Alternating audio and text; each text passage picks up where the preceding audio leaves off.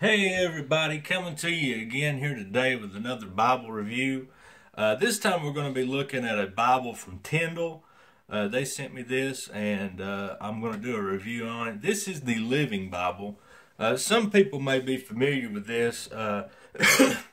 These were first published back, I believe it was 79 and throughout the 80s. But if you remember the old green hardback of the Living Bible, they've been around for a long time.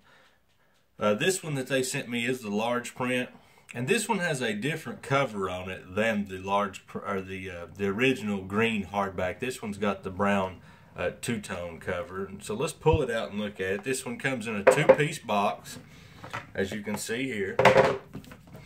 And let's talk about the cover. The cover is a two-tone, like I said. You can see the dark brown and the light brown. You see the symbol here that they use for the Living Bible and the Living Bible here, printed on it. It is perimeter stitched around the outside as well through here. The back of the Bible, of course, says the Living Bible imprinted down into it, paraphrased, and Tyndale down here at the bottom. Now, let's talk about the paraphrase for a second. Of course, this is not a literal translation of the Bible. It's not a formal equivalence. It's not a dynamic equivalence. It is a paraphrased. What that is where somebody took the words and put them in their own words, and that's what you have here. It makes for a great reader. Some people don't like it. Some people do. We won't go into the arguments on that. If you like it, great. If you don't, that's fine as well. Everybody has their different opinions. I personally think that it makes for a great reader. It's not something that I would use for preaching or teaching or anything like that. My grandmother has used this type of Bible, this paraphrased Bible, for years and years and years because it's easier for her to understand, and that's fine. But definitely not something that you're going to use as your primary translation. That being said, let's continue. Here at the bottom, you'll find your ISBN number on the back. And it does come with one brown ribbon, and it is gold gilded on the outside. Now, let's look at the beginning here. Of course, you have these end sheets that are a thicker hardstock than what I'm used to seeing in these types of Bibles. You have your presentation page, as well as some scripture verses. Here, the grass withers, the flowers fade, but the word of our God shall stand forever. Now, there is a couple of different bindings that this come in. Of course, I said it has the green hardcover. It has the green red letter edition and the brown and tan two-tone. This is what I have here. It's a leather-like. This is a black letter edition. Like I said, it is a large print edition.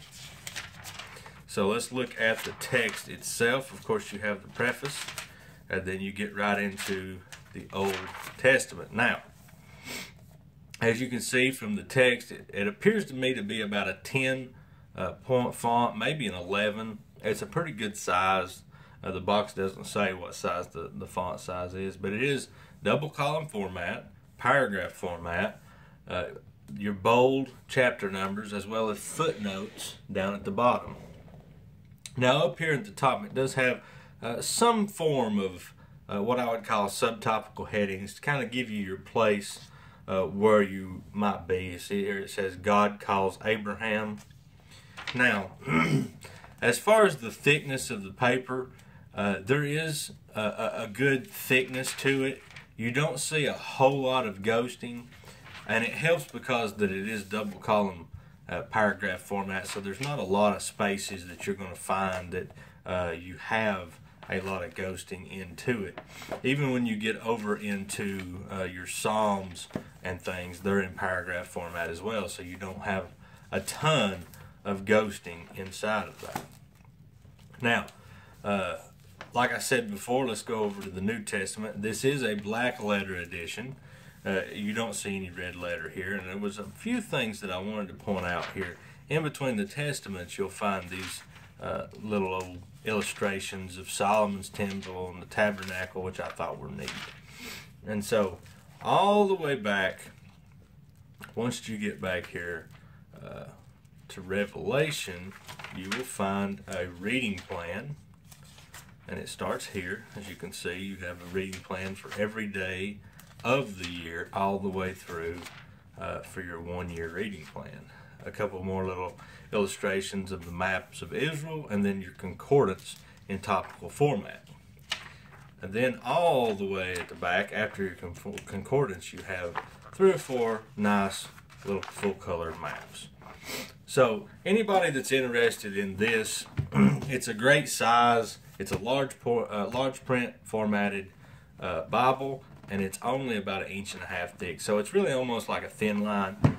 Great upgrade, I think, from the hardback green Living Bible that's been around for ages. Most people know about these.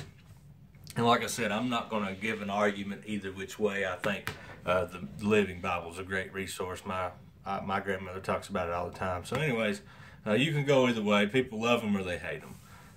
But this is their brand here from Tyndall, and it's a great little resource. Make sure that you check it out. I think you can buy these for around $30, give or take.